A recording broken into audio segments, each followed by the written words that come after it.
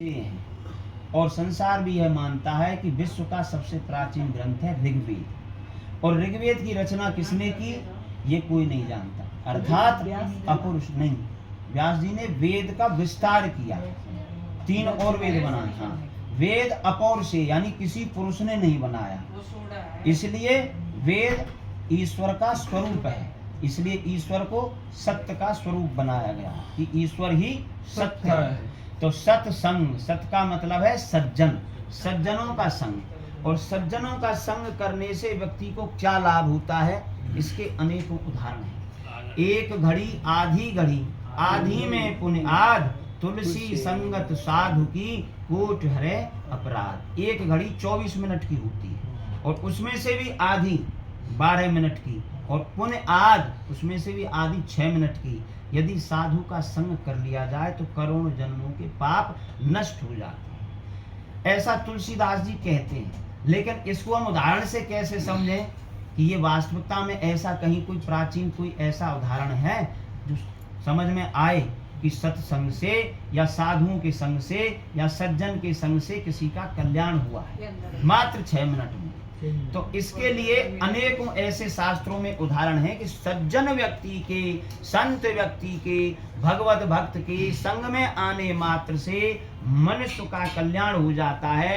उसकी समस्त नकारात्मक ऊर्जा, नकारात्मक विचार, अपराध, पाप तत्क्षण उसके संग में आते ही समाप्त हो जाते हैं। एक बार वाल्मीकि जी जो पहले पूर्व जन्म में रत्नाकर थे, रत्नाकर तो उनका कार्य यही था कि उनको पहले वो एक राजा के सैनिक थे और राजा के सैनिक होने के कारण बड़ी निष्ठा से उनका वो कार्य करते थे। लेकिन जब वो कार्य करते थे तो एक बार उन पर देशद्रोह का आरोप लगाया और उसके कारण उनको दंडित किया। तो वो वहां से सपरिवार, जबकि उनका कोई ऐसा विचार नहीं था, और उन्होंने वह रास्ता अपनाया कि वो जंगल में चले गए और जंगल में जाकर के छिप कर के रहने लगे कि नहीं तो मुझे दंड दिया जाएगा। और वहाँ जीव का उपार्जन के लिए जो भी उस जंगल से जाते तो उनसे वो सामान लूट लेते, छीन लेते। ऐसा करते करते बहुत समय उनको हो गया। उनके माता पिता थी, पत्नी थी, बच्चा था, भरण पोषण की व्यवस्था वो करते थे, लेकिन उन्होंने मार्ग गलत चुन लिया। अपनी रक्षा तो की और जीविका के लिए मार्ग गलत चुना। लेकिन जिसका प्रारब्ध में संत का समागम लिखा हो उसके समस्त अपराध पाप तत्क्षण समाप्त हो जाते हैं। एक समय वहां से देवर्षि नारद उस मार्ग से जा रहे थे। तो जब नारद जी जा रहे थे तो रत्नाकर ने उनको पकड़ करके और उनसे कहा कि आपके पास क्या सामान है मुझे दीजिए। तो नारद जी उनसे भयभीत नहीं हुए। जिस प्रकार अन्य यात्री जब भयभीत हो जाते थे उस प्रकार वो भयभीत नहीं हुए। तो रत्नाकर को बड़ा आश्चर्य हुआ और कहा कि आप मुझसे भयभीत क्यों नहीं हुए, मैं तो सभी का यहाँ से सामान छीनता हूँ और आप अकेले हैं। और नारद जी नारायण नारायण करते हुए जप करते हुए उनसे बोले कि डरना तो आपको चाहिए। क्यों? उसने पूछा मुझे क्यों डरना चाहिए? उसने कहा इसलिए डरना चाहिए कि जिस रास्ते पर आप हो, जिस मार्ग पर आप हो, वह मार्ग नरक की ओर ले जाता है और मैं जिस मार्ग पर हूं वह सत्य का मार्ग है, वह व्यक्ति को उन्नति की ओर ले जाता है। मैं क्यों भयभीत हूं? जो व्यक्ति अपराध करता है, गलत कार्य करता है, उसका पतन अवश्य एक दिन होता है। तो भयभीत तो आपको होना चाहिए। उसकी जब ऐसी बात सुनी नारद जी की तो एकदम रत्नाकर कहने लगा कि मैं गलत मार्ग पर क्यों हूं? मेरा कर्तव्य है अपनी पत्नी का, अपने माता पिता का, संतान का भरण पोषण करना। प्रत्येक गृहस्थी व्यक्ति का कर्तव्य है वह अपने परिवार का भरण पोषण करे। तो मैं गलत क्या कर रहा हूं? और राजा ने मुझे वहां पर देशद्रोही समझकर दंडित करना चाहा और मैंने ऐसा कोई कार्य किया नहीं जो देशद्रोह में हो। अब मैं वहां से यहाँ पर रह रहा हूं तो उनका मैं पालन पोषण कर रहा हूं, तो इसमें क्या गलत है?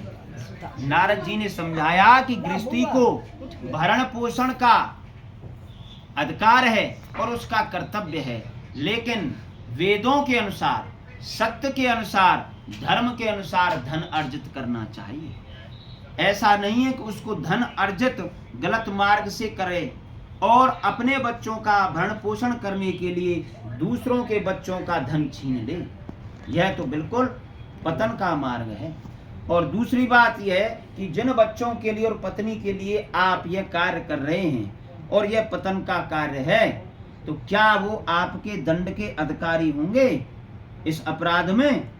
तो वाल्मीकि जी जो थे, रत्नाकर जी, वो आत्मविश्वास से बोले कि अवश्य, जिनके लिए मैं सब कुछ कर रहा हूं, तो मेरी पत्नी, मेरी संतान, मेरे माता पिता सभी अवश्य मेरे इस कार्य में सम्मिलित होंगे। उसने कहा नहीं, ऐसा नहीं। भरण पोषण करना पति का पुत्र का कर्तव्य है, किंतु वह किस प्रकार से कमा करके ला रहा, आजीविका क्या है, संतान, पत्नी और माता पिता उसके अधिकारी नहीं है, दंड के, गलत कार्य के, पाप के भागी नहीं है। और यदि ऐसा है तो आप मुझे इस वृक्ष से बांध जाइए और आप जाकर के पूछ कराइए। नारद जी को वह वहां पर बांध करके और गया, और जाने के बाद पहले अपने पिता से बात की और पिता को नमस्कार करके कहा कि मैं आपके भरण पोषण के लिए धन आदि की व्यवस्था करता हूँ, औषधि की व्यवस्था करता हूँ। यह यदि मैं धन किसी प्रकार ऐसे कार्यों से ला रहा हूँ जो अपराध है, तो क्या उस अपराध के पाप के भाग में आप हिस्सेदार हैं? तो पिता ने कहा पुत्र बिल्कुल नहीं। प्रत्येक पुत्र का कर्तव्य है वृद्धावस्था में माता पिता की सेवा करना और उनकी व्यवस्था करना। वह गलत कार्यों से ला रहा है, दंड का भागी वह स्वयं है, क्योंकि वह अपने कर्तव्य का पालन किस मार्ग से कर रहा है, यह उसे चुनना है। संसार में दो ही मार्ग हैं, एक मार्ग है वेदों का, सत्य का, और दूसरा है नरक का, पतन का, दुष्टता का। आघात पहुंचा रत्नाकर। पत्नी के पास गया और पत्नी से पूछा कि आपके भरण पोषण के लिए, वस्त्र आदि के लिए सब व्यवस्था मैं करता हूँ, लेकिन जब मैं उनको वहां पर छीनता हूँ उनसे धन, तो वह अपराध है। किसी की पत्नी का धन और जेवर होगा तो उनको भी आघात पहुंचता होगा, मन को पीड़ा होती होगी, तो उस पीड़ा का यदि कोई पाप होता है तो उस पाप की भागनी आप मेरे साथ हो, आप मेरी अर्धांगिनी हो। पत्नी ने कहा बिल्कुल नहीं। पत्नी का भरण पोषण करना पति का कर्तव्य है, इसीलिए पति का एक नाम भर्ता है। भर्ता का अर्थ होता है भरण पोषण करने वाला। और जब आपने विवाह किया तो सप्तपदी पर आपने वचन दिया, अवस्थात्रये मम पालनम कुर्यात्, षट्सु ऋतुषु मम पालनम कुर्यात्। 6 ऋतुओं में मैं पालन करूंगा, वस्त्रादि दूंगा, धनादि गोपने मम सम्मतिम गृह्णीयात्। धनादि जब मैं यदि कहीं छुपाऊंगा, बैंक बैलेंस करूंगा, किसी को उधार दूंगा तो आपसे अवश्य पूछूंगा। यदि दानम कुर्यात् तस्मिन्नपि सम्मतिम गृह्णीयात्। यदि मैं कहीं दान भी करूंगा तो पत्नी की सम्मति लेकर के ही करूंगा, ये वचन दिया। यदि यज्ञम कुर्यात् तस्मिन्नपि सम्मतिम गृह्णीयात्। यदि मैं यज्ञ करूंगा तो मैं आपकी सहमति लूंगा। सखी सुगनम हास्यम कटुवाक्यम न वदेत न कुर्यात्। सखी सहेलियों के साथ में मुझसे कदापि आप ऐसा कोई कठोर वचन ना बोले, ना ऐसा कोई मजाक करें जिससे मेरी हंसी हो जाए। यदि आप इन बातों का पालन करते हैं तब मैं आपकी वाह मांगूंगा। ये तो विवाह के समय वचन दिए। अब आप किस मार्ग से धन लेकर के आते हो भरण पोषण के लिए, ये तो आपको विचार करना है। आप अपने कर्तव्य का पालन करते हैं।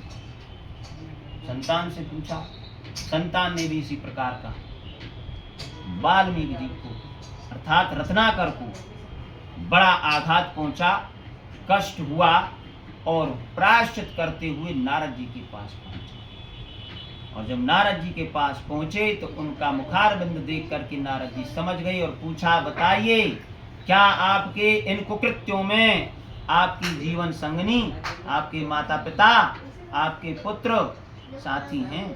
चरणों में गिर गए और अश्रुधारा बहाने लगे, कहने लगे मुनि कोई साथी नहीं, मैं तो उनके लिए क्या क्या कार्य कर रहा था। इसी प्रकार संसार में व्यक्ति अपने पुत्रों के लिए, पत्नी के लिए, माता पिता के लिए दूसरों के धन का हरण। कोई वह मार्ग बताइए जो अब तक मैंने ये कुकृत्य किए हैं इनका प्रायश्चित हो सके। नारद जी ने कहा कि भगवान के नाम का स्मरण करना ही संसार में सभी पातकों से बचा लेता है। राम नाम का आप जप करो, 2 अक्षर का नाम है, उसको आप लगातार जपते रहो। उससे मनुष्य के द्वारा किए हुए सभी प्रकार के अपराध पाप समाप्त हो जाते हैं। जो व्यक्ति श्रद्धा के साथ आत्मसात करते हुए राम नाम का जप करता है।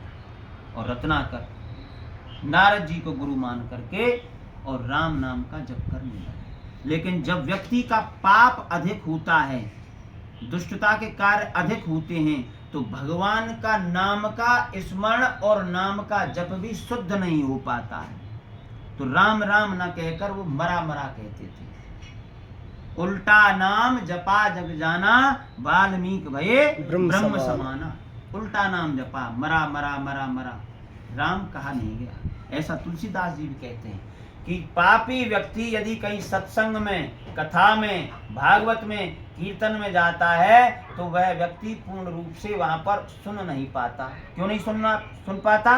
क्योंकि उसके साथ कई घटनाएं होती हैं पुराने पाप से। तुलसी पुराने पाप थे, हरि चर्चा न सुहाय, सोवे लड़ मरे या घर को जाए। तुलसीदास जी कहते हैं जिसके पूर्व जन्म के बहुत पाप होते हैं, वह यदि कहीं कीर्तन में, कथा में, सत्संग में, भागवत में सुनने के लिए जाता है तो या तो उसको सुनते सुनते नींद आ जाएगी, या वो किसी से झगड़ा कर देगा, कहेगा इधर हो, सिर नीचे कर।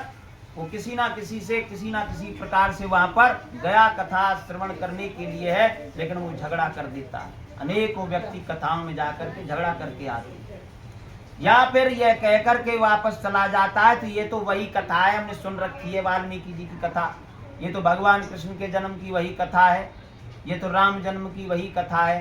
अर्थात उसे उसमें आनंद नहीं आता, रुचि नहीं होती, रस नहीं आता।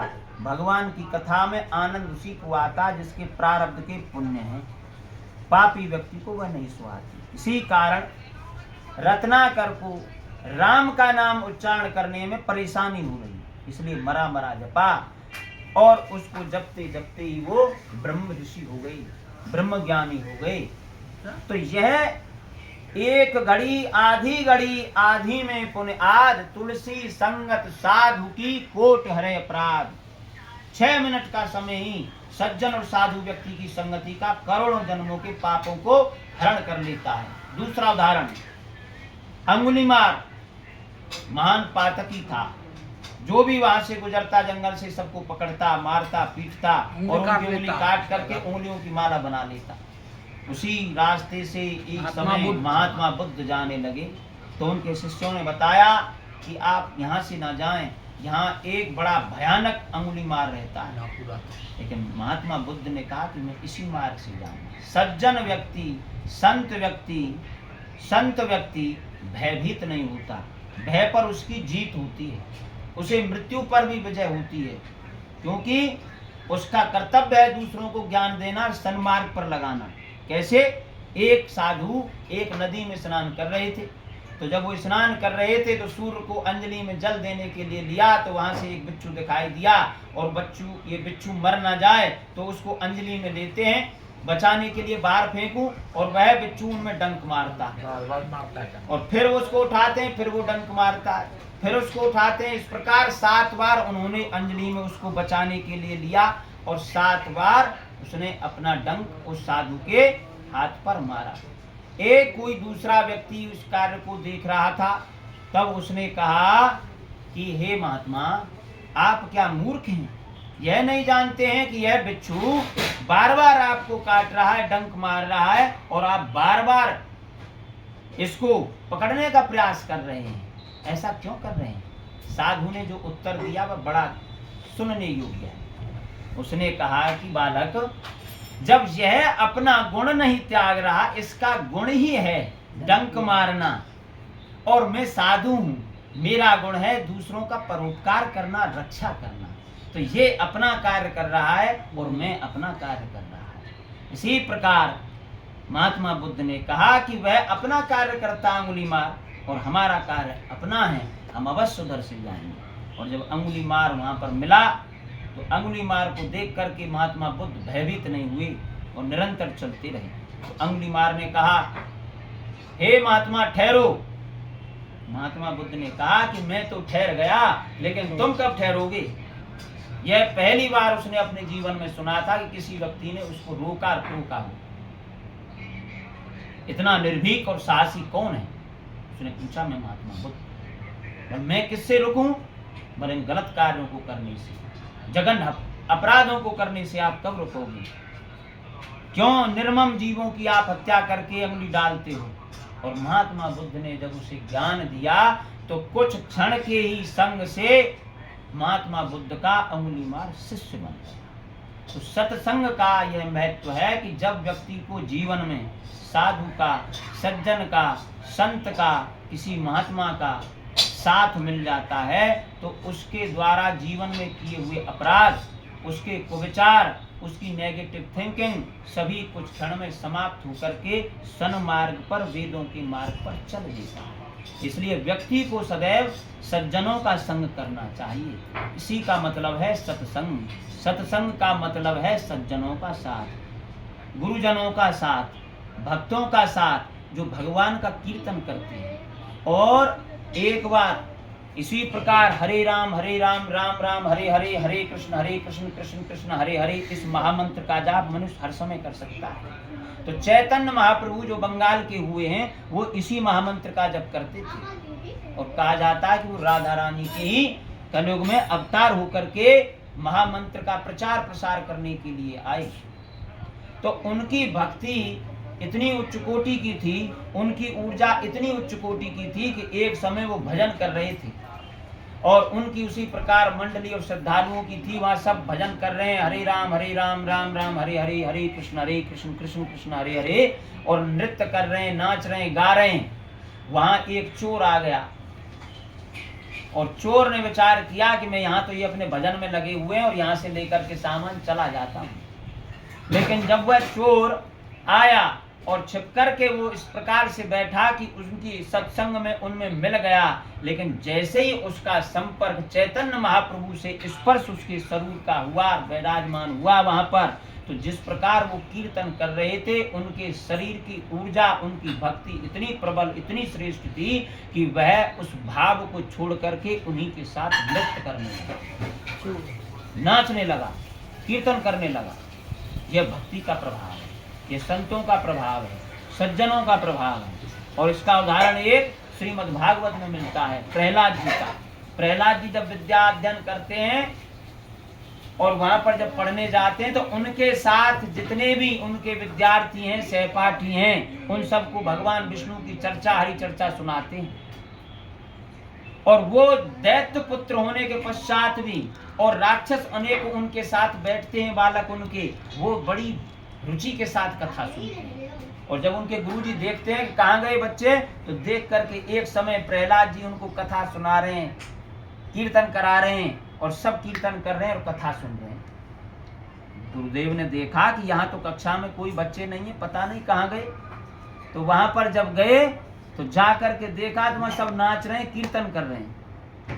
तो जिनके कीर्तन में जैसे ही उन्होंने प्रहलाद जी को हाथ पकड़ा ले जाने के लिए कि इन सब राक्षसों को तुम कौन सी चीज सिखा रहे हो, उनका विचार ऐसा था कि इनको हिरण्यकशिपु ने भेजा। हिरण्याक्ष ने, जो हिरण्याक्ष का भाई था हिरण्यकशिपु, विद्याध्ययन के लिए, शस्त्र चलाने के लिए, बलवान बनाने के लिए, लेकिन ये तो यहाँ कीर्तन करा रहा है। जैसे ही हाथ स्पर्श किया पकड़ने के लिए, बाहर निकालने के लिए उनकी कीर्तन मंडली से, गुरुजी वहां पर स्वयं उनकी उसकी भक्ति की ऊर्जा से इतनी उच्च कोटि के भक्त थे प्रहलाद जी कि वो स्वयं सब कुछ भूल गए और उनके कीर्तन में सम्मिलित हो गए। ये सत्संग का प्रभाव, ये भक्ति का प्रभाव। भक्तिवान व्यक्ति जब जैसे ही व्यक्ति के संग में आता है, व्यक्ति के विचार बदल जाते हैं। इसलिए कहा गया है कि तीर्थ में जाने के पश्चात मनुष्य के पाप भस्म होते हैं। नदी में स्नान करने के पास, तीर्थ में जाने के पश्चात, लेकिन साधु संत तो चलते फिरते तीर्थ हैं। उनके दर्शन स्पर्श मात्र से ही व्यक्ति का कल्याण हो जाता। ये सत्संग का महत्व प्रभाव है। बोलो विष्णु भगवान की जय।